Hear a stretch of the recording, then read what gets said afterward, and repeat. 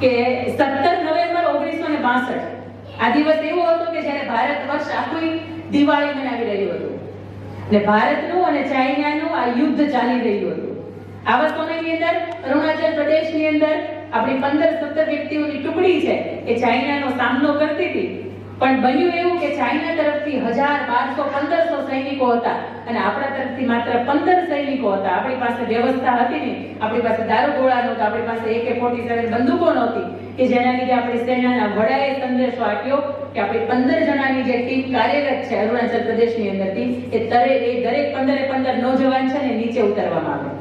એમાંથી 3 યુવાનો એવું નક્કી કરે છે કે આપણે આ ખાખી પહેરી હતી ત્યારે નક્કી કર્યું હતું કે જીવવું પણ દેશની માટે અને મરવું પણ દેશની માટે, તો આપણાથી પાછું ફરાય નહીં.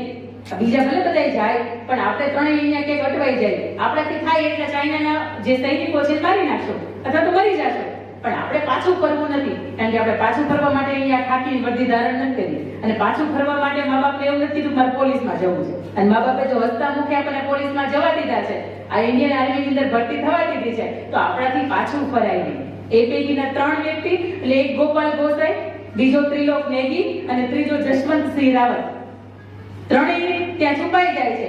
નીચે જુએ છે તો 11-12 જેટલા સૈનિકો એક પાછા આવે છે અને નીચેના સૈનિકોના વડાને એવું હોય કે આ 3 જે છુપાઈ ગયા, આ જે 3 વ્યક્તિ છે ને ક્યાંક ભાગી ગયા લાગે છે, એને સસ્પેન્ડ કરવામાં આવે. એ 3 વ્યક્તિને સસ્પેન્ડ કરી દે. એ 3 વ્યક્તિઓ ચાઇનાના જે હજારો સૈનિકોનું સૈન્ય હતું એની ઉપર દારૂગોળો નાખે, એની ઉપર બોમ્બગોળા નાખે. એટલે સૈનિકોને એવું થયું કે આ યુદ્ધ હજી કઈ શાંત પડ્યું નથી એટલે એ સામો ધડાધડી બોલાવે. બને છે એવું કે એની અંદર ગોપાલ ગોસાઈ ને ત્રિલોક નેગી આ 2 વ્યક્તિઓ હોય છે કે ઘટના સ્થળે શહીદ થઈ જાય છે. હવે એકલો વ્યક્તિ વધે છે જશવંતસિંહ રાવત.